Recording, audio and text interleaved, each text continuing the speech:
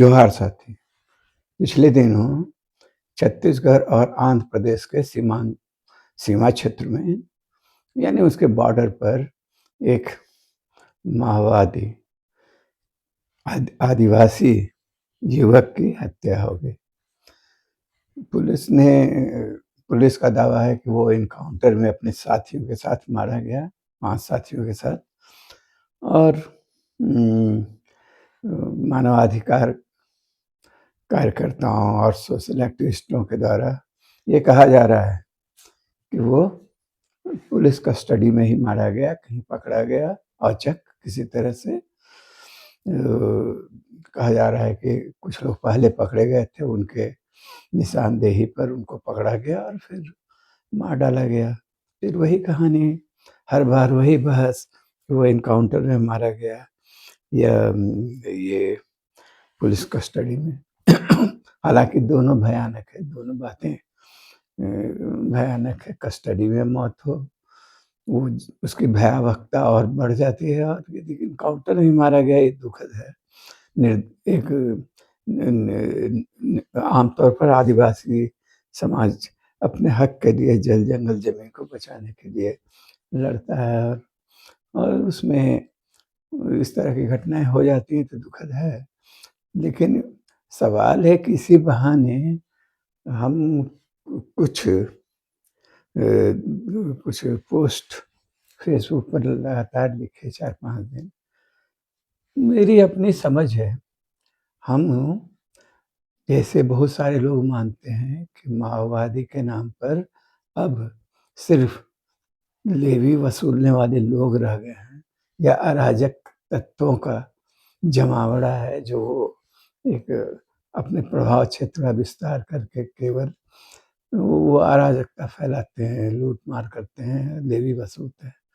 हम ऐसा नहीं मानते हैं। हम मानते हैं कि माओवाद एक दर्शन है, माओवादी एक विचारधारा है, और वो विचारधारा वो हिंसक क्रांति से, यानी बंदूक से सत्ता पर काबिज होने के सिद्धांत में विश्वास करता है।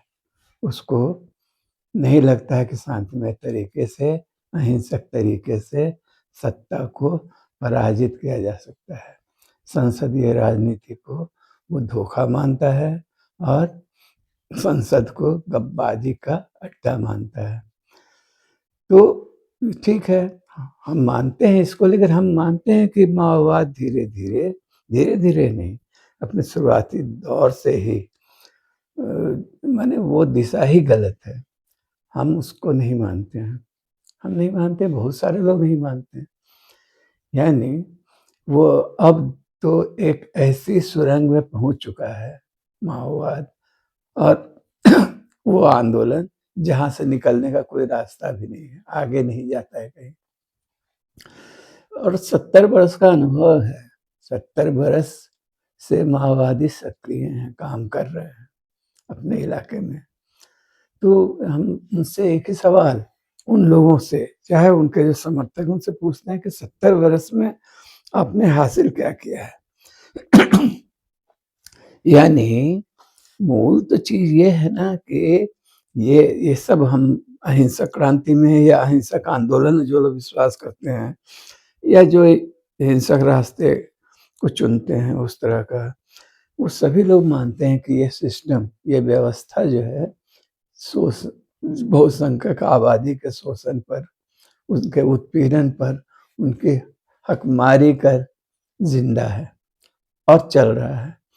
और विभिन्न चरणों, विकास के विभिन्न चरणों में ये चलता हुआ, माने सामंतवाद, राजशाही, और उसके बाद जो कहते हैं कि जो महाजनी शोषण का दौर, उसके बाद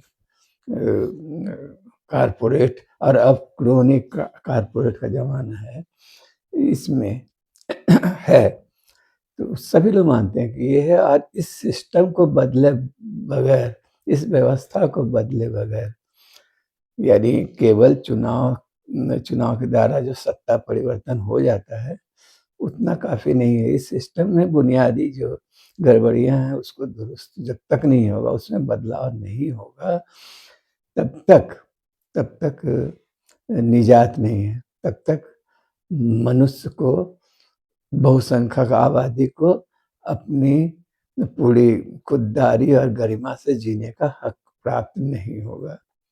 सभी लोग मानते हैं इसको, कोई भी।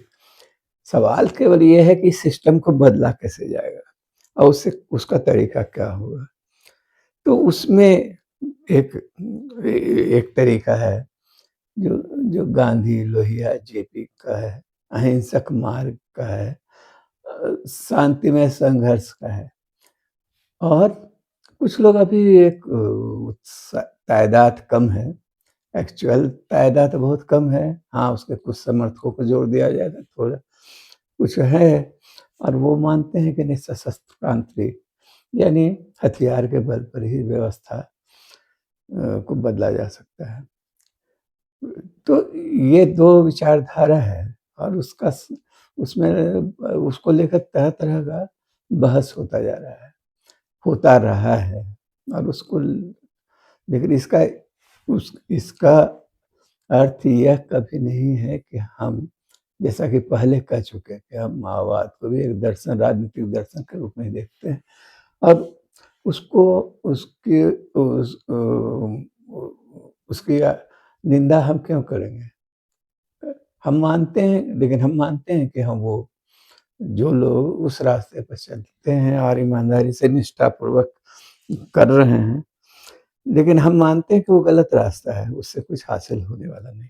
बात इतनी सी है। इसके अलावा जो एक चीज़, एक भ्रम का निवारण हम ये करना चाहते हैं, बार-बार करना चाहते हैं कि माओवाद को या नक्सली आंदोलन को जो जोड़ दिया गया है आदिवासियों से, ज़बरदस्ती एक छवि बनाने की कोशिश हुई है कि ये जो आदिवासी हैं वो माओवाद के सपोर्टर हैं या नक्सली हैं। इसको हम बारहा इसका खंडन या इसका ये करते रहे, क्योंकि हम लंबे अरसे से देख रहे हैं इस चीज़ को और उसमें शामिल हैं। ये आदिवासियों के बीच काम करने का एक लंबा अनुभव है और हम देख रहे हैं प्रत्यक्ष कि ठीक है, आदिवासी समाज अपने पास तीर धनुष रखता है, लेकिन वो हिंस्र नहीं है, वो अतिक्रमणकारी नहीं है। वो अपने अधिकारों के लिए जल, जंगल, ज़मीन के रक्षार्थ वो लड़ता है, संघर्ष सदियों से करता रहा है। लेकिन उसका संघर्ष और उसका तरीका जो है लड़ने का, वो अलग है। इसको ज़बरदस्ती केवल इसलिए कि माओवादी अपने गुरिल्ला युद्ध या छापामार युद्ध की वजह से जंगल और पहाड़ी इलाकों को, जो देश का है, उसको उसमें वो रहते हैं, उसमें शरण लेते हैं। उनका अपना तरीका है कि वो जो जंगल उनको पनाह देगा, शरण स्थली है उसका, और वो समतल क्षेत्र में एक्शन करते हैं और फिर जब जवाबी कार्रवाई होती है तो वापस वहाँ चले जाते हैं। ये उनकी रणनीति है। ये वो इत्तेफ़ाक से यही है कि वही इलाका जहाँ वो शरण लेते हैं, ले रहे हैं, वो आदिवासी इलाका है। लेकिन इसकी महज़ इस इत्तेफ़ाक से आप ये नहीं कह सकते हैं कि माओवादी आदिवासियों के हितैषी हैं और जल, जंगल, ज़मीन की लड़ाई से उनका कोई सरोकार है वास्तविक। उनके राजनीति का लक्ष्य ही नहीं है। वो तो मान के चलते हैं कि पहले तो हमको सत्ता पर काबिज़ होना है और उसके बाद हम मनमाफ़िक समाज बनाएँगे, समाज बना लेंगे, व्यवस्था कायम कर लेंगे। इसके पक्ष में आप ढेरों प्रमाण हैं, हम लोग देख रहे हैं। जैसे मान लीजिए 68-69 उसके आस-पास से माओवाद का जन्म होता है। तो देखते-देखते कितना हुआ। कम से कम उधर 30 20 50 55 बरस, 55-56 बरस या उससे भी कुछ कहिए, तो इतना लंबा करीबन 60 बरस का इतिहास लंबा है संघर्ष का उनका। लेकिन इस बीच जो भी बड़ा आंदोलन हुआ है विस्थापन के खिलाफ, जो आंदोलन हुआ है, जल जंगल जमीन के लिए को बचाने का संघर्ष हुआ है, उसमें आदिवासी उसमें नक्सलियों की कोई भूमिका नहीं थी। चाहे आप बड़ी परियोजनाएं जैसे नर्मदा के खिलाफ जो मीरा पाटेकर के नेतृत्व में आंदोलन हुआ, चाहे अपने झारखंड की बात करें तो यहाँ डीवीसी के खिलाफ जो आंदोलन हुआ, जो जो स्वर्ण रेखा परियोजना के खिलाफ आंदोलन हुआ, जो जो तपकारा आंदोलन है, तपकारा में हुआ, या स्वर्ण रेखा परियोजना के विभिन्न जो जो उसके लिए जो बड़े-बड़े डैम बने, वहाँ जो स्थानीय स्तर पर आंदोलन हुआ, जो नेतरहाट में फायरिंग रेंज के खिलाफ आंदोलन चल रहा है, जो समीपवर्ती आपके नियमगिरी में चल रहा है आंदोलन, बॉक्साइट जो बॉक्साइट के जो खदान हैं, उसका जो आंदोलन चल रहा है, वो सारे आंदोलन जो हैं, और भी कई जगह देखेंगे आपको, तो वो आंदोलन माओवादियों के नेतृत्व में थोड़े, उनकी उनमें जरा भी भूमिका नहीं है। ये सारा आंदोलन खुला खुला जन संघर्ष है, जो ऐसे लोगों के द्वारा चलाया जाता है जिनका नक्सली आंदोलन से या माओवाद से कोई लेना देना नहीं।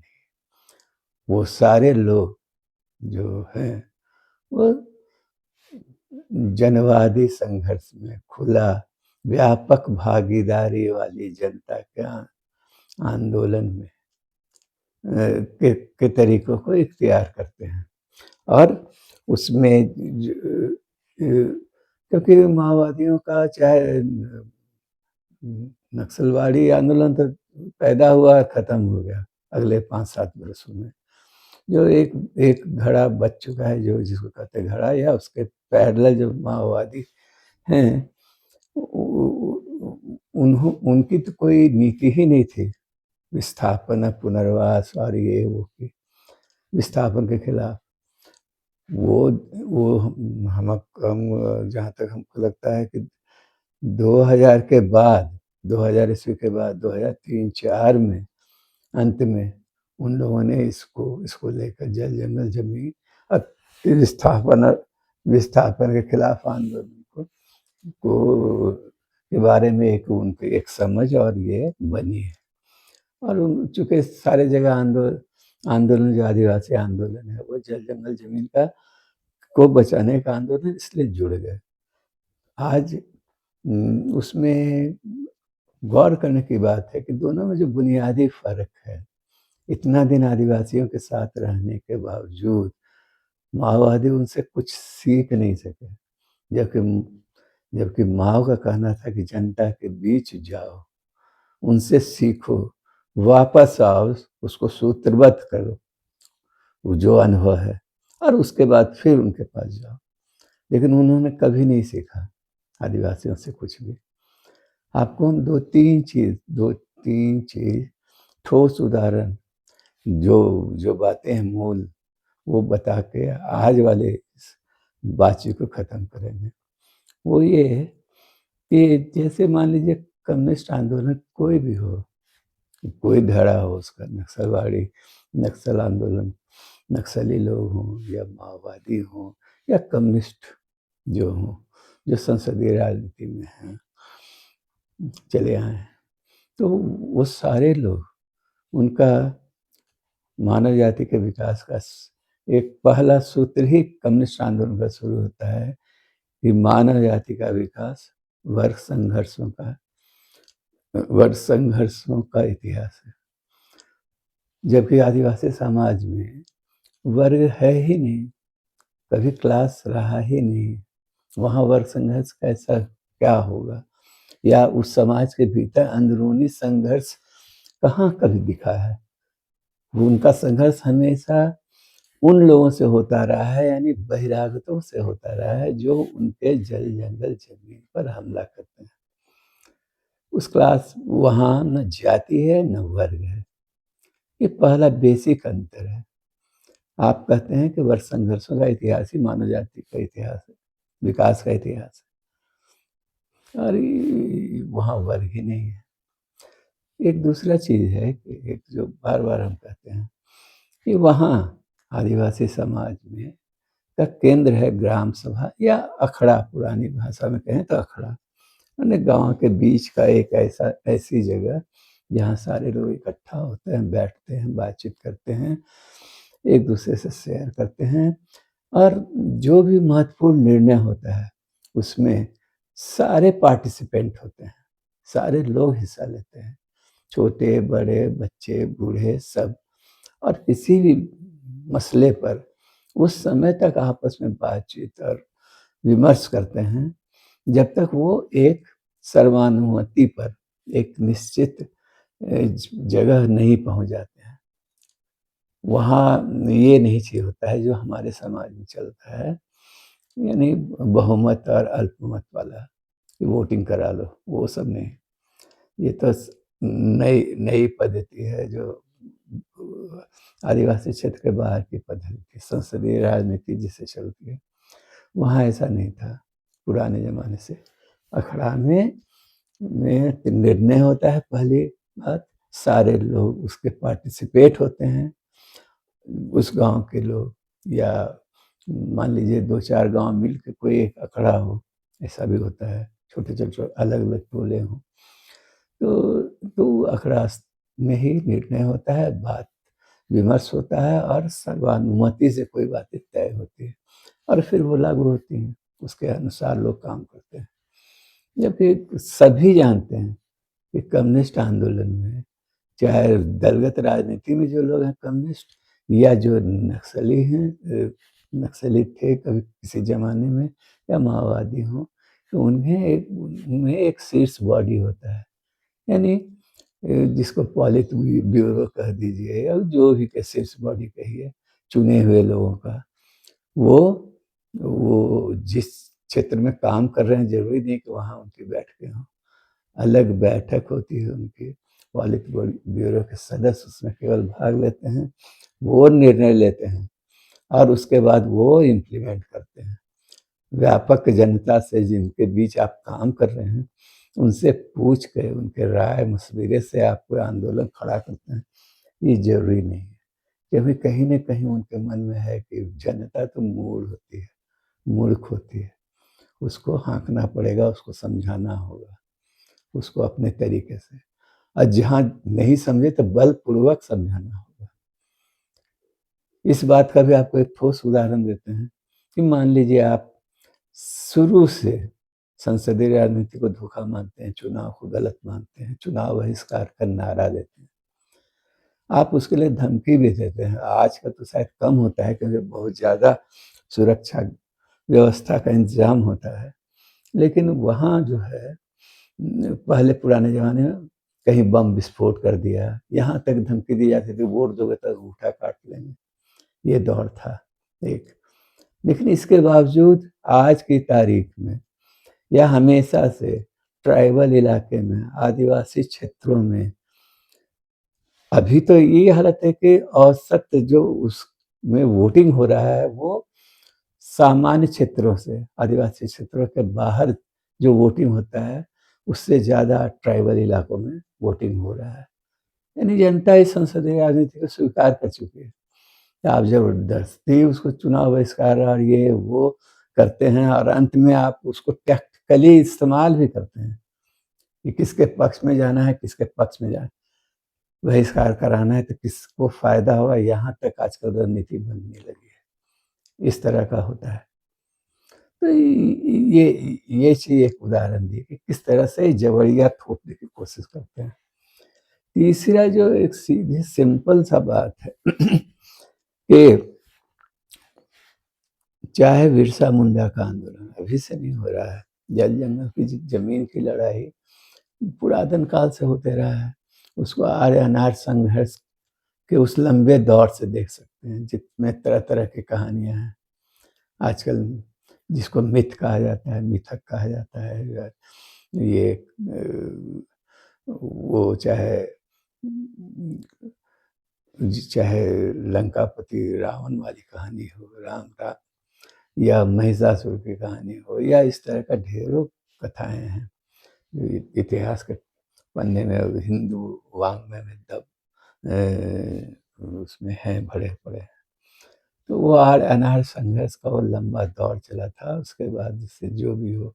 लेकिन फिलहाल मान लीजिए हम जो अंग्रेजों के ज़माने से शुरू करें बात, तो अंग्रेजों के ज़माने से जैसे पहाड़िया विद्रोह, पहाड़ राजमहल की पहाड़ियों में जो हुआ, सिद्धू कान्हू का हुआ जो संथाल परगना में हुआ, बिरसा मुंडा का हुआ जो खूंटी क्षेत्र में हुआ, या इसके बीच दर्जनों संघर्ष हुआ है। तो वो जो संघर्ष हुआ, तो उसका तरीका क्या था? वो ठीक है कि वो हिंसक दिखाई देता है, लेकिन एक आदिवासी स्वभाव को आप जानिए, समझिए कि वो हिंसक मूलतः है नहीं, तीर धनुष रखने के बावजूद वो बहुत दूर तक, बहुत देर तक सहता है, बर्दाश्त करता है, और अंत में जब उस आप उसको रगेते रगेते पीछे वहाँ पहुँचा देते हैं जहाँ से उसको वापस लौटने का कोई रास्ता नहीं रह जाता है, तो विस्फोट करता है। और वो विस्फोट वो हिंसक भी हो सकता है, हिंसक होता है, लेकिन उसमें क्या है, उसमें उस संघर्ष में कोई अलग से सेना या हिरावल दस्ता या लाल सेना या इस तरह का चीज़ कुछ नहीं होता है। जो लोग गाँव में रहते हैं एक साथ, जो लोग खेती-बाड़ी करते हैं, आपस में मिलकर शिकार करते हैं, जो अखड़ा में साथ नाचते हैं, वही संघर्ष के दौरान सारे के सारे लोग संघर्ष के सेनानी बन जाते हैं। जो भी परंपरागत हथियार है उसका उसका इस्तेमाल करते हैं। वो छुप कर वार-वार नहीं करते हैं, उसमें विश्वास नहीं है। दो बिरसा मुंडा का हो चाहे सिद्धू कान्हू के ज़माने का संथाल परगना में, वो एकदम एलानिया जब असहनीय हो गया, पहले तो लोग चले थे, लड़ने ही नहीं गए थे। वो तो अपने-अपने इलाके के पत्थर को, शिलालेख जिसमें थोड़ा बहुत तो लिखते हैं, जो उनकी पहचान है कि हम आदिवासियत की, और कि हम इस ज़मीन के हम हैं भोक्ता, मालिक, इसका जो वो है। तो वो सारा पत्थर उठा के लोग चले थे, सैकड़ों की संख्या में, कि कलकत्ता जाएँगे और वहाँ देंगे रानी के प्रतिनिधि को, ये माने ब्रिटिश शासकों को, कि देखो ये मेरी ज़मीन है, मेरा क्षेत्र है, मेरा इलाका है, इसमें तुम्हारे लोग हस्तक्षेप कर रहे हैं, तुम्हारे कारिंदे, तुम्हारी ज़मींदार, तुम्हारे ये लोग। वो रास्ते में ही जब उनकी गिरफ्तारी जो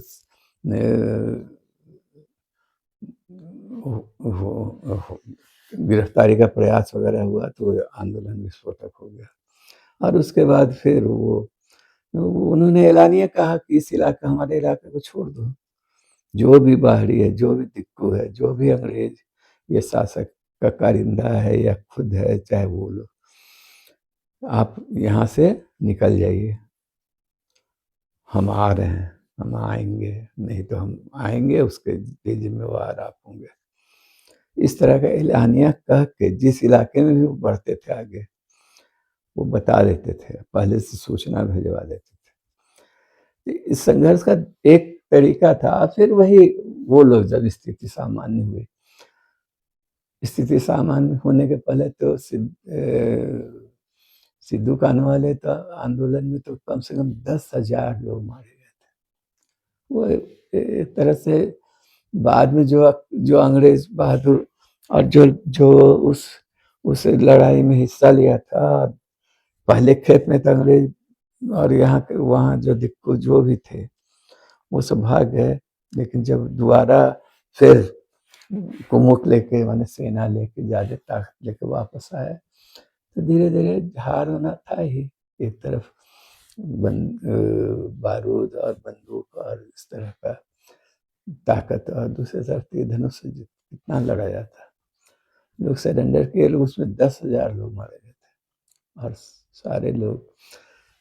लेकिन जो मूल चरित्र अंतर है दोनों का कि ठीक है वो हिंसक था, लेकिन वो एक तरह से जनता की व्यापक भागीदारी वाला जो भी आंदोलन होता है, अभी भी ट्राइबल इलाके में जो आंदोलन होते हैं, अभी भी हम लोग जो जुलूस प्रदर्शन इत्यादि में भी हम लोग जो देखते हैं, तब उसमें औरत मर्द पीठ में औरतें बच्चा बांध के आती हैं, शामिल होती हैं।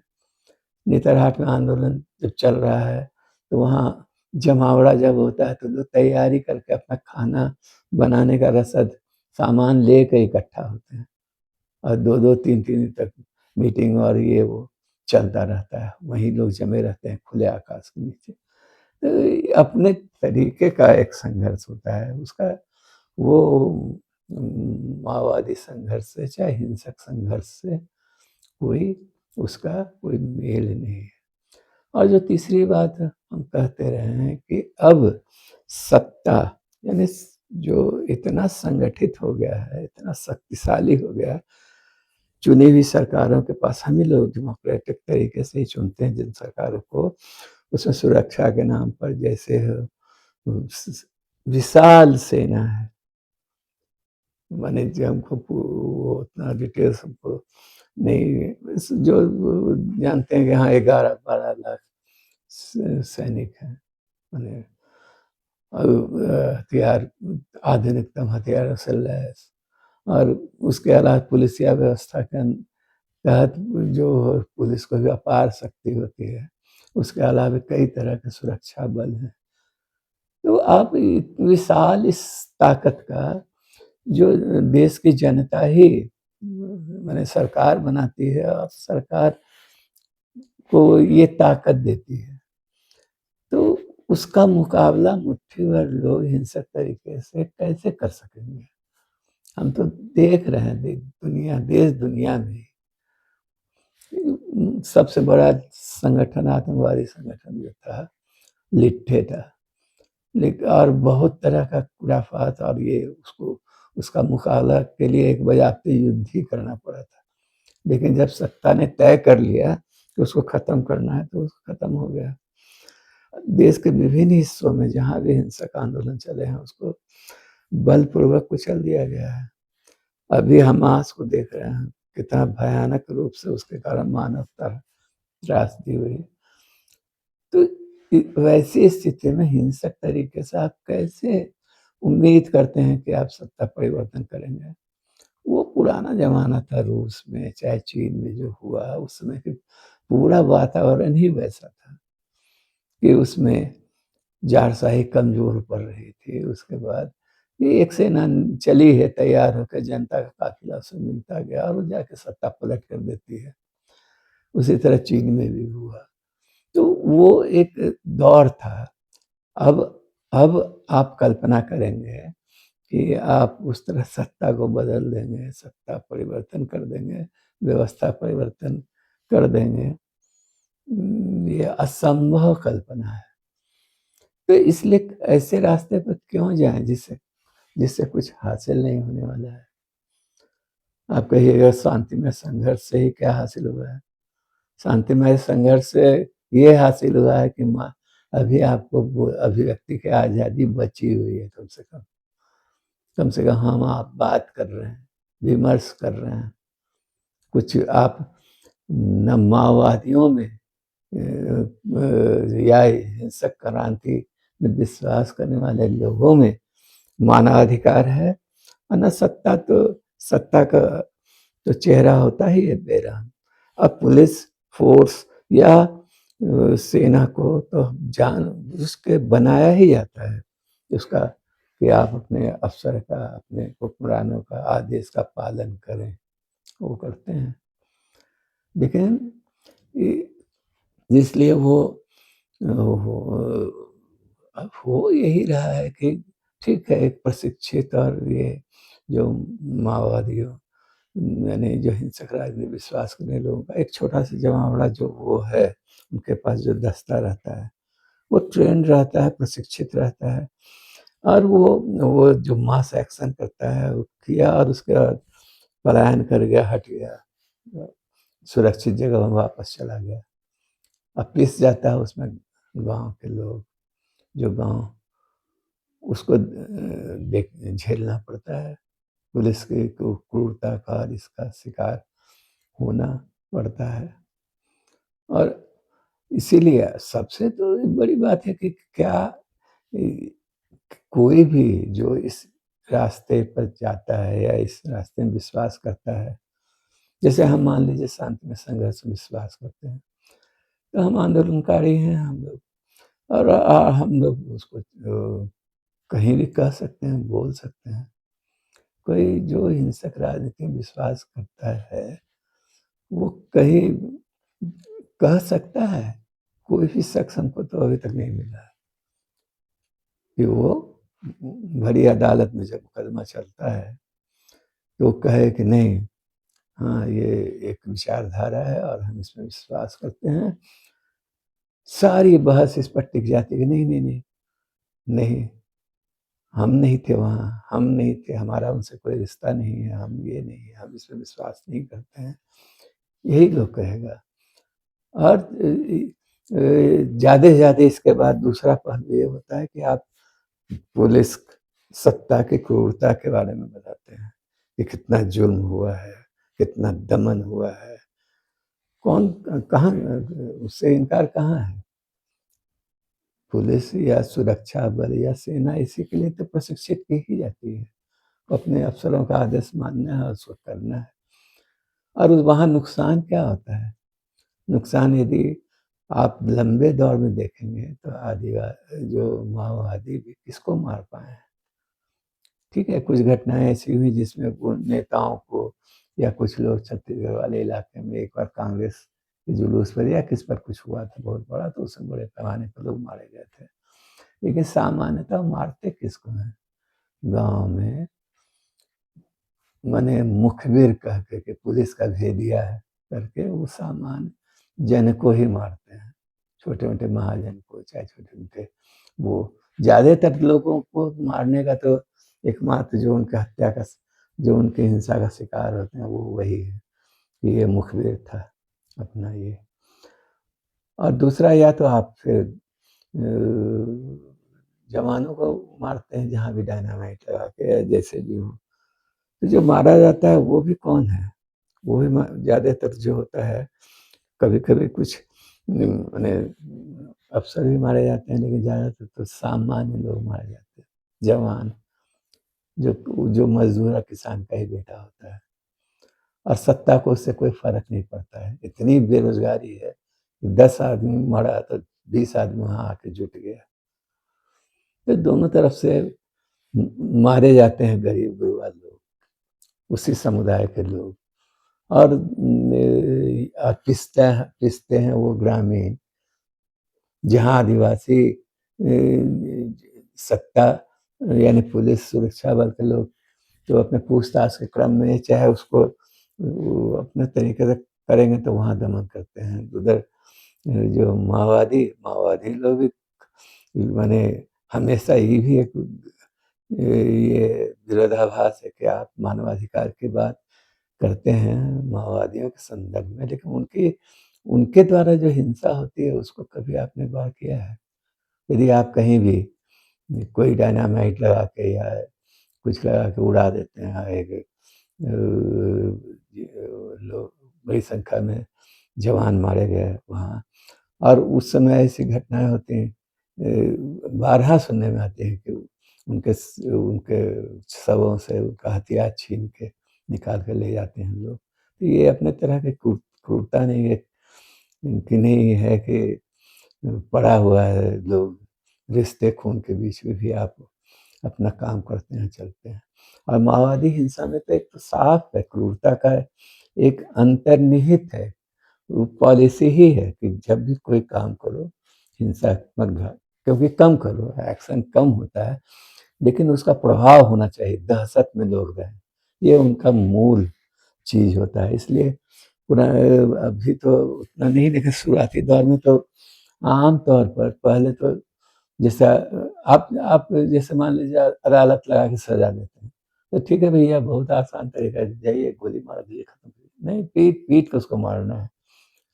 माने उसको पहले उसको जितनी पीड़ा पहुँचा सकिए और साथ ही उसको देखने वाले लोग भी उस दहशत को महसूस करें कि क्या-क्या होगा यदि इस तरह का तुम मुखबिरी करोगे या उत्पीड़ित करोगे लोगों को या शोषित करोगे, तो ये सज़ा है तुम्हारे लिए।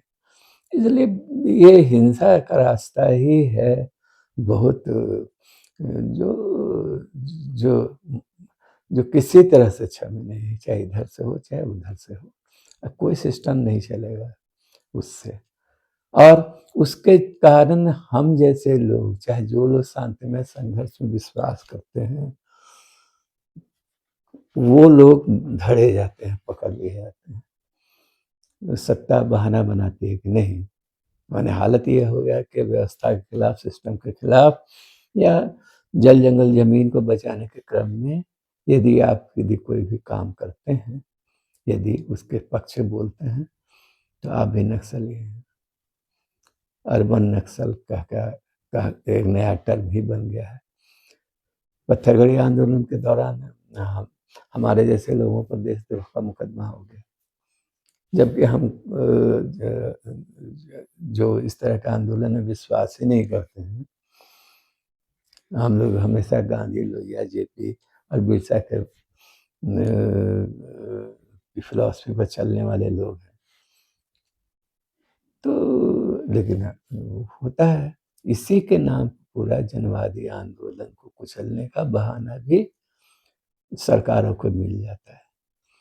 तो ये सब विरोधाभास, ये सब बातें हैं, इसको खूब समझना, मनन करने का ज़रूरत है। और बार-बार लोग बोलते हैं कि जैसे मान लीजिए हम पूछते हैं, चाहे हम कहेंगे कि हिंसक रास्ते से क्या मिला है अब तक? तो पूछा जाएगा एक शांतिमय संघर्ष या अहिंसक तरीके से। अरे भैया, कम से कम आपके देश में डेमोक्रेसी बचा हुआ है, लोकतंत्र बचा हुआ है। तमाम जगह जो संघर्ष चल रहा है, इमरजेंसी का जो मुकाबला लोगों ने किया, तो शांतिमय संघर्ष से ही न किया। आपातकाल का जो इतना शक्तिशाली थी इंदिरा गांधी, या उसके बाद भी, या देश भर में जो भी आंदोलन, जनवादी आंदोलन चल रहे हैं, कैसे चल रहा है? अहिंसक तरीके से। अहिंसक अहिंसक हम बार-बार बोल रहे हैं, शांति में संघर्ष करिए। यह जनता की व्यापक भागीदारी वाला है और वही तरीका है। शुरू से देख लीजिए, अभी भी आदिवासी इलाकों में, बड़े क्षेत्र में जो चल रहा है, तो इसी तरीके से न चल रहा है। और दोनों का फ़र्क तो साफ है कि आप माओवादी इलाकों में भी जाकर आप कोई बहस नहीं चला सकते हैं। उनकी इच्छा, उनके उनके फ़िलॉसफ़ी के विपरीत कुछ बोलिएगा, तो आपका दमन होगा। कम से कम डेमोक्रेसी में ये तो है ना मौका कि आप कम से कम अभिव्यक्त कर रहे हैं, हम लोग बातचीत कर रहे हैं एक-दूसरे से, अपना विचार पत प्रकट कर रहे हैं, असहमति व्यक्त कर रहे हैं। चीन में, रूस में जैसे देशों में जो जो सर्वहारा तानाशाही के नाम पर जो कुछ हुआ, जिसमें मुट्ठी भर लोगों का जो शासन हुआ है, और वहाँ किस तरह से मानवाधिकार का दमन होता है, व्यक्ति की आज़ादी का दमन होता है, ये सब नहीं देख रहे हैं। ये खतरा तो हमेशा रहेगा कि हिंसक तरीके से जो भी आंदोलन चलेगा, यदि वास्तव में कुछ निकला भी उससे, तो वो और भी खौफनाक दौर होगा। उसमें इस तरह के बहस मुहावरे की गुंजाइश ही नहीं रहेगी। इसके लिए कोई प्रमाण ढूँढने का ज़रूरत नहीं है। चीन और रूस के में जो हो रहा है उसको देख लीजिए, समझ लीजिए और जान लीजिए। इसलिए इसलिए साथी, इस विषय को उसको भावनात्मक रूप से उसको नहीं देखना चाहिए, खाली रोमानियत से नहीं देखना चाहिए, वस्तुस्थिति को ठीक से समझना चाहिए। और ये व्यवस्था परिवर्तन की लड़ाई कैसे होगी, किस तरह से हो सकता है, ये मेरी स्पष्ट मानना है। खुली लड़ाई हो जनवादी तरीके से, जनता की व्यापक भागीदारी वाले तरीके से ही आप अपने माने जल जंगल जमीन की लड़ाई भी लड़ सकते हैं। आप सरकार के किसी भी अन्याय का विरोध कर सकते हैं। धन्यवाद साथी।